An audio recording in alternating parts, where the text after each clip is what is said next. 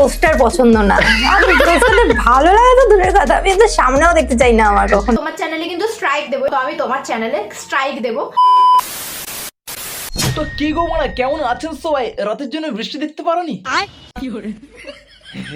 Sorry, বৃষ্টির জন্য রথ দেখতে পারোনি তাই মন খারাপ? হ্যাঁ, কোনো চাপ নেই মারা, তার জন্য আমি আছি তো। ভিডিওটা স্কিপ না করে পুরোটা দেখো, প্রমিস করছি মন ভালো হয়ে যাবে। তো আশা করি থাম্বনেল, টাইটেল আর ইন্ট্রো দেখে তোমরা বুঝতেই পেরে গেছো আজকে ভিডিওটা কাকে নিয়ে হতে চলেছে। হ্যাঁ, আজকে কথা বলবো আমাদের রাখিয়া দিদিকে নিয়ে, যার নাকি বলা কোনো রোস্টারই পছন্দ না। আমার কোনো রোস্টার পছন্দ না। হ্যাঁ, কখনো পছন্দ হবেও না বনা, কারণ সাপে নাই হলে শত্রুত্ব হয়, বন্ধুত্ব হয় না বনা। ঠিক বলেছো। রোস্টারে ভালো লাগে তো দূরের কথা, আমি তো সামনেও দেখতে চাই না আমার কখনো। সাপ যদি কখনো ভুল করেও নেগুলো সামনে চলে আসে তাহলে সাপের গাঁটটা মারা যায়। তাই দিদি তুমিও কখনো ভুল করে রোস্টারদের সামনে আসে না, নাহলে তোমারটাও মারা যাবে। বলেন কি? তো যাই হোক বন্ধুরা, বেশি সময় নষ্ট করবো না, সোজা ভিডিওটা শুরু করে যাক। আর হ্যাঁ, ভিডিওটা শুরু করে আগে অবশ্যই দয়া করে কানে হেডফোনটা লাগিয়ে নেবেন, আর যারা আমার চ্যানেলে নতুন আছেন চ্যানেলটাকে সাবস্ক্রাইব করে নেবেন। তো চলো না বেশি না মুখে ভাট, আজকে ভিডিওটা শুরু করে যাক। Let's get and start.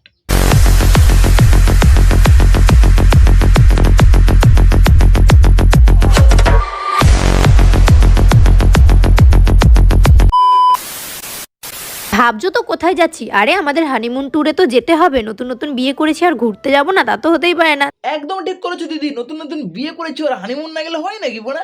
বলছি দিদি, হানিমুনে একদম পুরো পাকিস্তানে চলে যেও, যাতে দ্বিতীয়বার আর এই ইন্ডিয়াতে পা না রাখতে পারো।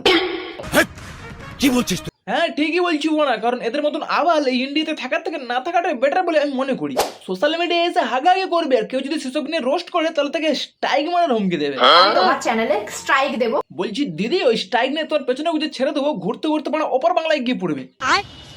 ওপার বাংলা বলতে আমাদের পাশে যে দেশটা আছে না, নামটা নাকি কি একটা বালের দেশ না কি একটা আছে না, আরে বলু নামটা কি রে? বাংলাদেশ বুড়ো। ওই হলো গিয়ে বালের দেশ। তো ওখানে তো সব একটা বাল, আর তুই একটা, ওদের সাথে তোর ভালোই খাপ কমে মারা, ওখানেই বসবাস করিস। ঠিক বলেছো।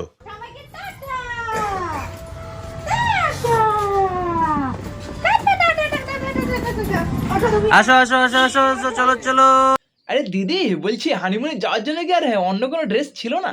না মানে প্যান্টটা তো পুরো গাঁড়ার সাথে একদম চ্যাপ্টা রয়েছে। একটু সাবধানে হাঁটাচলা করো, দেখো আবার প্যান্ট ফেটে যেন গাঁটটাই না বেরিয়ে যায়। বাঙালি ঘরে মেয়ে মানে আলাদা একটা জিনিস, যতই তুমি মডার্ন ড্রেস পরো না কেন, শাঁখা সিঁদুরা শাড়ি গেছে সবকিছুই মনে হার মানবে। ঠিক বলেছো। কিন্তু আমাদের দিদি নিজেকে মডার্ন দেখানোর জন্য সবকিছু গাঁড়ার সাথে একদম চ্যাপটা নিয়েছে। বলছি দিদি, যতই তুমি কাকের গানে ময়ূরে পালক লাগাও না কেন, কাক কিন্তু বাড়া কাকই থেকে যাবে, ময়ূর আর হবে না বাড়া।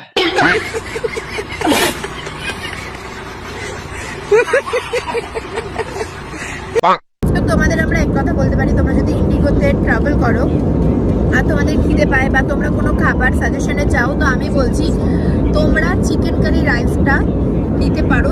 জাস্ট ওয়াও ওয়াও খেতে।